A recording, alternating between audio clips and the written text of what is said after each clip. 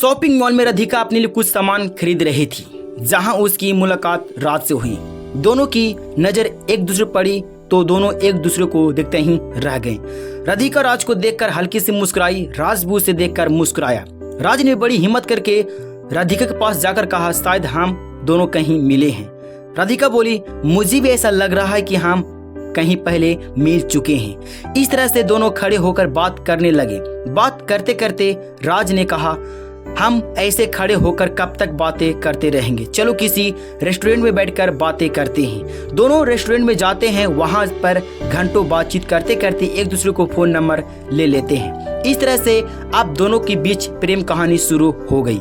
राज के पिता एक बड़े व्यापारी थे, जबकि राधिका के पिता एक गरीब लोहार थे। राज के लिए बड़े बड़े घरों से शादी के लिए रिश्ते आने लगे, जिससे राज मना किए जा रहा था। धीरे धीरे इस बात की खबर राज के माता पिता को चल गई कि राज किसी के साथ रिलेशन में है। उसके माता पिता ने यह पता लगा लिया कि उसका बेटा एक गरीब लोहार की बेटी के प्यार में पड़ा है।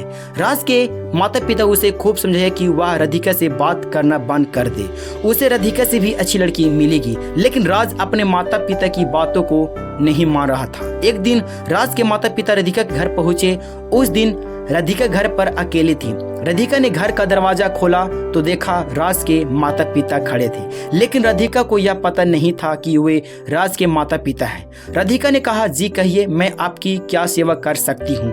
राज के पिता ने कहा, मुझे आपके पिताजी से बात करनी है, उन्हें बुलाओ। राधिका ने बहुत ही नर्म भाव से कहा, मेरे पापा बाजार गए हैं, कृपया आप बैठिए, अभी आता ही होंगे।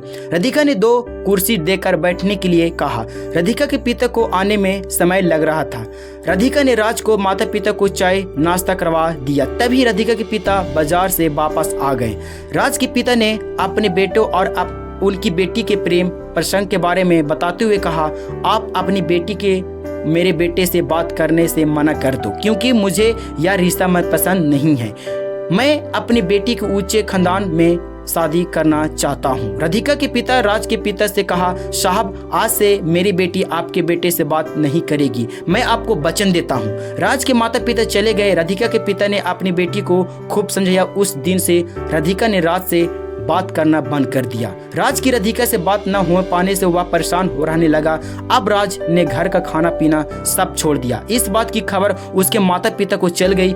एक दिन राज की तबीयत बहुत खराब हो गई, जिसके कारण राज को किसी बड़े अस्पताल में भर्ती करवाना पड़ा। अस्पताल में उसकी हालत बुरी देख के उसके माता पिता ने निर्णय लिया कि हम राधिका के पिता से उनकी बेटी का हाथ मांगेंगे।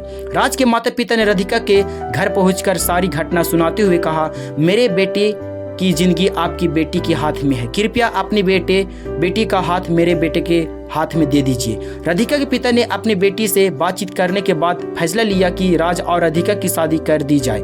उधर अस्पताल में राज को होश आने के बाद राधिका का नाम लिए जा रहा था। राज ने जैसा ही अपनी आंख खोली, उसने देखा कि उसके सामने राधिका खड़ी थी। वह राधिका को अपने गले लगाने के लिए अपने दोनों हाथ को फैला राधिका जाकर राज के गले लग गई। यह सब देखकर राज और राधिका के माता पिता की आंखों में आंसू भर आए। इस तरह से राधिका और राज ने शादी करके एक नई जिंदगी जीना शुरू कर दिया।